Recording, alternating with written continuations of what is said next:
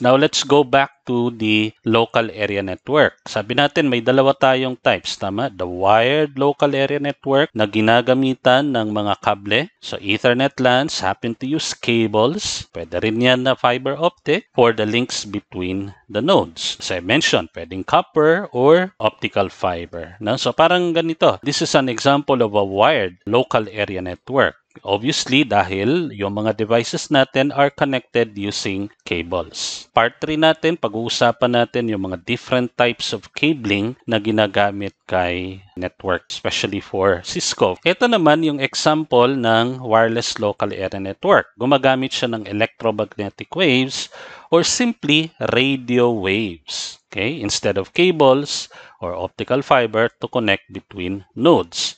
And again, ito yung example, no? So say for example, you have a switch, connected dun sa switch yung mga access points mo. And as we have mentioned in yung nauna nating lecture, yung mga access points will provide the wireless connectivity doon naman sa mga wireless clients natin. Okay? And then they can, of course, talk to each other using the access point because they go through the switch. So lahat sila pwede mag-usap. That is an example of a wireless local area network. Okay? So those are the two types of LANs.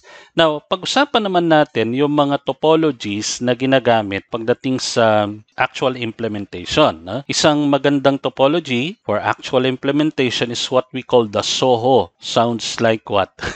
Sogo. Hindi, joke lang.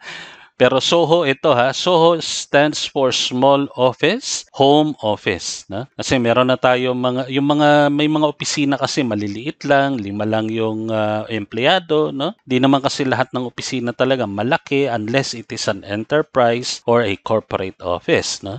And actually, meron na nga rin tayong tinatawag na home office, especially nowadays. Di ba? Meron tayong 2, 3, yung bahay, merong isang part ng bahay na ginagawang opisina.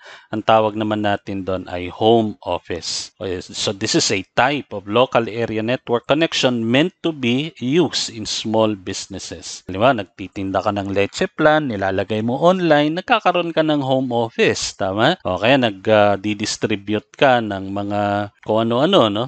I-distribute ka ng mga computers, di ba? Small office, pwede na yun, no? So this is meant really for small businesses. So it can be a combination of wired and wireless. So pwedeng wired, pwede ring wireless, pero usually pag home office, wireless ang ginagamit, no? Pagka small office naman, usually combination, no? Parang ganito itsura niya. Meron kang switch connected to your devices. This is wired, correct? Okay, and then you have the access point and gumagamit ka na ngayon ng wireless connectivity between devices. And of course, para makakonect ka doon sa mga clients mo na o-order ng yung ube halaya, di ba? You must connect to, of course, the internet. Kanya lang kasi pag binigyan ka na ngayon ni PLDT, etong router at saka switch mo, actually magkasama na yan. Actually, kasama na rin yung access point mo. So yung pinoprovide sa'yo ni router is all-in-one. No? Meron ka ng wireless connectivity and at the same time, it acts as a switch and also acts as a router. Okay, so isang device na lang. Kung yan ay small office or home office. But of course, para makita natin yung talagang diagram niya, ganito yung magiging topology niya. No? You have the switch, you have the router which connects to the internet, and yung gusto mong konektahan wirelessly, you will be having the access point. Okay?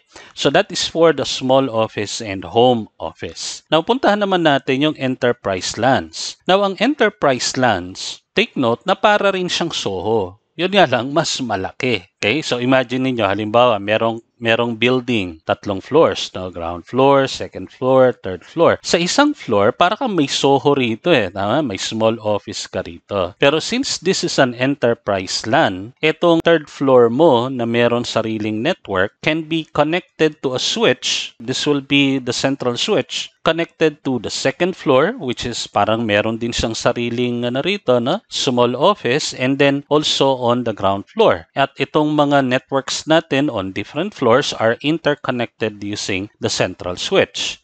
And then it goes to the router.